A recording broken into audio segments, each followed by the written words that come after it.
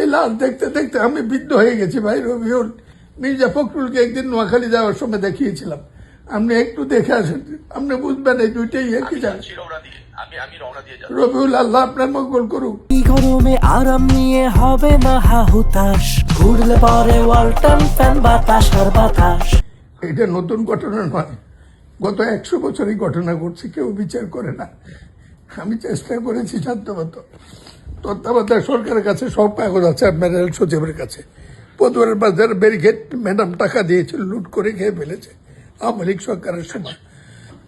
এই ঢাকা চট্টগ্রাম মহাসড়কের জন্য 750 কোটি টাকা দিয়েছিল সাইফুর রহমান। এই কাজটি কমপ্লিট করতে পারি। আমি আমার সব কাগজ আছে, আপনি যে দেখুন। আমি কালকে ডাক্তার অ্যাপয়েন্টমেন্ট, আমি ডাক্তার দেখা হয়ে গেলে আমি কাল রাত্রে অ্যাপ্লাই করবো, চেষ্টা করছি। আমার ঘুম যাওয়ার জোগাড় নাই।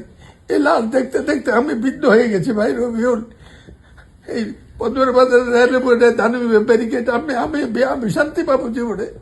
আমি কেউকে নিতে পারি নাই। আপনি একটু দেখে আসেন। মির্জা ফখরুলকে একদিন নোয়াখালী যাওয়ার সময় দেখিয়েছিলাম, আপনি একটু দেখে আসেন, আপনি বুঝবেন এই দুইটাই একই জায়গা। রবিউল, আল্লাহ আপনার মঙ্গল করুক। আমার নেতারা ওখানে দেখা করবে, আমি তাদেরকে দেখা করতে বলছি। আল্লাহ আপনার মঙ্গল করুক, আল্লাহ আপনার হত্যাশ করুক। আমি খুব খুশি হলাম, সারা দিয়েছেন। আমি আপনার কাছে ভিক্ষা চাই, এই দুইটার সমাধান আপনি করবেন। রবিউল, আপনি মির্জার সাথে কথা বলতে হবে, তাকে 2 বার দেখেছি। কি মানবীয় মৃত্যু প্রত্যেক দিন দেখতে হয়। স্বাধীনতা, আল্লাহ আপনার সাহায্য করুক।